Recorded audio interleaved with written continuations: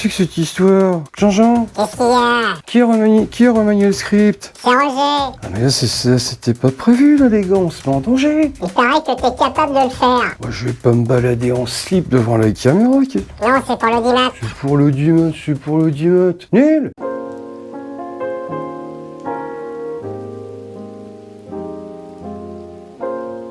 Salut à vous, mollets d'acier et avides de nature sauvage. Bienvenue dans cette vidéo. Que faire en cas de danger ou de choses imprévues? Quand on part en pleine nature, que ce soit pour du bushcraft, de la randonnée ou du bivouac, on cherche souvent le calme, la liberté, la connexion avec l'environnement. Mais la nature, aussi belle soit-elle, reste un environnement imprévisible, sauvage et parfois dangereux. Le danger peut venir d'un détail, d'une erreur ou simplement d'un manque de préparation. Aujourd'hui, on va voir ensemble comment anticiper les imprévus, réduire les risques, mais surtout adopter les bons comportements pour rester en toute sécurité. La préparation, la base de tout.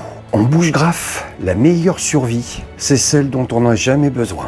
Avant même de mettre un pied dehors, tout commence à la maison. Un matériel bien préparé, vérifié et adapté à la sortie est essentiel. Vérifier son matériel, outils en bon état, de quoi s'abriter, partir avec de l'eau et un moyen de la filtrer, tester ses coupants, son briquet, son fire style, s'assurer que sa trousse de premier secours est complète, vérifier l'état de son sac, de ses vêtements, de ses chaussures, de quoi s'orienter et savoir s'orienter, avoir un peu de nourriture. Un équipement mal préparé, c'est souvent la source numéro 1 des problèmes. Une bonne préparation évite le stress, l'inconfort et parfois le danger. Chaque sortie doit être pensée en fonction de la météo, de la saison et du terrain. Une bonne préparation, c'est déjà réduire énormément les risques. Toujours avoir une personne de confiance. C'est un point fondamental mais pourtant trop négligé. Avant de partir, informez une personne de confiance. Dites-lui où vous allez, expliquez votre itinéraire, précisez quand vous devez rentrer. Mais surtout, donnez-lui des nouvelles régulièrement. Un simple petit SMS, tout va bien, peut faire toute la différence. Si un imprévu arrive, chose que je ne vous souhaite pas bien sûr, et que vous ne donnez plus signe de vie, cette personne saura quand et où alerter. Les animaux sauvages. La plupart du temps, les animaux nous évitent. Mais certaines rencontres sont possibles. Grands animaux, ne jamais courir, garder son calme, se rendre visible sans être agressif. Respecter les distances, ne cherchez pas à impressionner, ne pas les nourrir. Face à un animal, restez calme, parlez doucement si nécessaire et reculez lentement. Le respect du vivant est une protection autant pour eux que pour nous. Petits animaux, car il faut aussi penser à eux. Regardez où l'on met les mains. Vérifiez avant de s'asseoir ou de ramasser du bois ou toute autre chose. C'est pour cela, ayez toujours une paire de gants avec vous. En bushcraft, on n'est pas chez nous, on est invité dans un écosystème, c'est pas pareil, ok? Les insectes, un danger sous-estimé. Les insectes sont très actifs selon les périodes de l'année. Moustiques, tiques, guêpes, punaises, j'en passe et des meilleurs. Il faut à ce moment-là adapter son équipement et son comportement. Vêtements couvrants, répulsifs, adaptés, inspection de son corps. Un petit détail peut vite devenir un gros problème si on l'ignore. Selon la saison, tiques au printemps et en été, moustiques, guêpes, frelons, punaises et d'autres coléoptères dont je ne citerai pas le nom.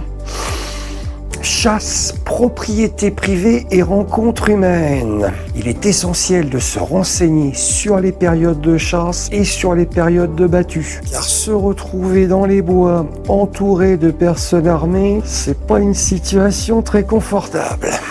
Respectez les panneaux, les propriétés privées et la réglementation locale est en vigueur. Si par le plus grand des hasards, une personne vous trouve dans les bois, Restez calme, être respectueux, poli, expliquez simplement ce que vous faites ici. Un bon comportement évite 99% des tensions. De toute façon, si vous appliquez les bons comportements que je vous prescris chaque mois, vous aurez entendu cette personne avant qu'elle vous voie.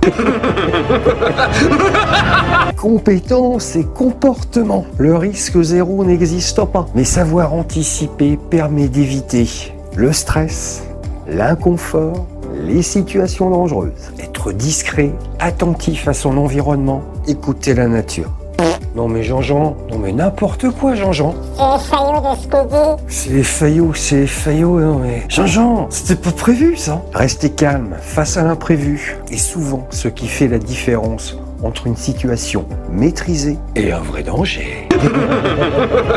Le matériel ne fait pas tout. Les vraies clés, observer son environnement, du look, être attentif aux changements de météo, savoir renoncer, ne pas surestimer ses capacités, avoir les bonnes compétences et le bon état d'esprit évite la majorité des imprévus. La nature ne pardonne pas l'arrogance, mais elle respecte la prudence. Le bougeraf, ce n'est pas défier la nature, c'est vivre avec elle. Être discret, attentif, préparé, calme et respectueux du vivant sont ces valeurs qui font d'un bushwaffer et d'une bushwaffeuse une personne responsable. Préparation, respect, discrétion et humilité sont les clés pour profiter pleinement de ces sorties. Anticiper, c'est se donner la liberté d'explorer en sécurité. Voilà, nous arrivons au terme de cette vidéo. N'hésitez pas à me soumettre vos idées afin que je puisse les mettre en image et vous montrer mes techniques en toute humilité. 50 ans d'expérience quand même. Ça marque un bonhomme. Prenez soin de vous, prenez soin de vos proches, de la nature et faites attention à vous.